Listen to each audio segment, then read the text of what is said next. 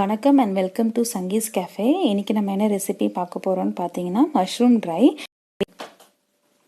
வாங்க வீடியோவில் போய் பார்க்கலாம் இது எப்படி செய்யலான்னு. நான் இன்றைக்கி ஒரு பேக்கெட் மஷ்ரூம் எடுத்திருக்கேன்.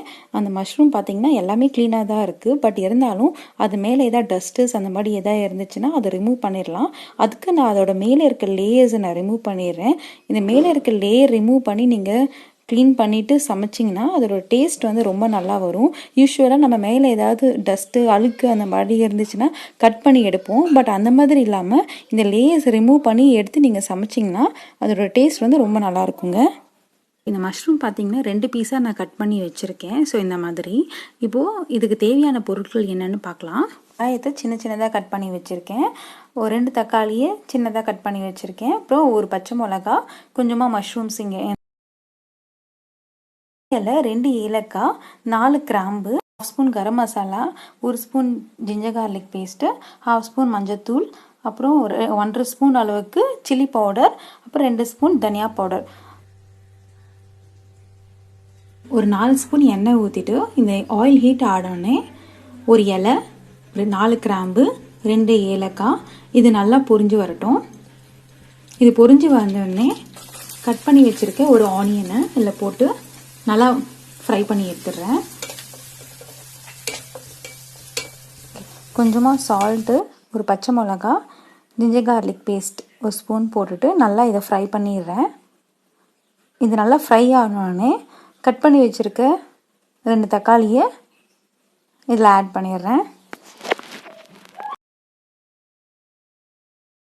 இந்த தக்காளி நல்லா ஃப்ரை ஆனோடனே இதில் 1/2 ஸ்பூன் மஞ்சத்தூள், 2 ஸ்பூன் தனியா பவுடர், ஒரு 1/2 spoon chilli powder, 1/2 spoon garam masala இது எல்லாம் ஆட் பண்ணிவிட்டு நல்லா இதை மிக்ஸ் பண்ணி விட்டுடுறேன்.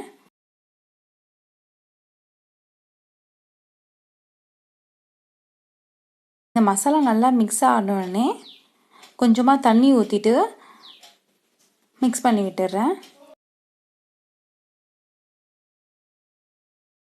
இப்போது இதில் கட் பண்ணி வச்சுருக்க இந்த மஷ்ரூமை இதில் ஆட் பண்ணிவிட்டு நல்லா இதை மிக்ஸ் பண்ணி விட்டுருங்க. இது குக் ஆகிறதுக்கு ஒரு 15 மினிட்ஸ் ஆகும். நடுவில் நம்ம எடுத்துட்டு கொஞ்சம் மிக்ஸ் பண்ணி விட்டுட்டு திருப்பி க்ளோஸ் பண்ணி இதை குக் பண்ணலாம்.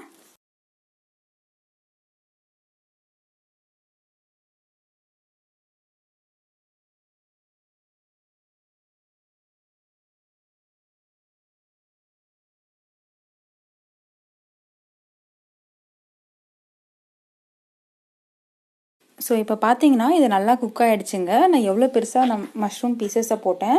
இப்போ பாருங்கள் இது நல்லா ஷ்ரிங்க் ஆகி கரெக்டாக பர்ஃபெக்டாக வந்திருக்கு.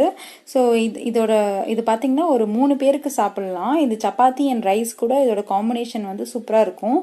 ஸோ இது மேலே லாஸ்ட்டாக நான் ஒரு கொத்தமல்லி போட்டு மிக்ஸ் பண்ணி விட்டுடுறேங்க. அவ்வளோதாங்க, இந்த மஷ்ரூம் ட்ரை ரெடி ஆகிடுச்சு. ரொம்ப டேஸ்ட்டாக அண்ட் சூப்பராக ரெடி ஆகிருக்கு.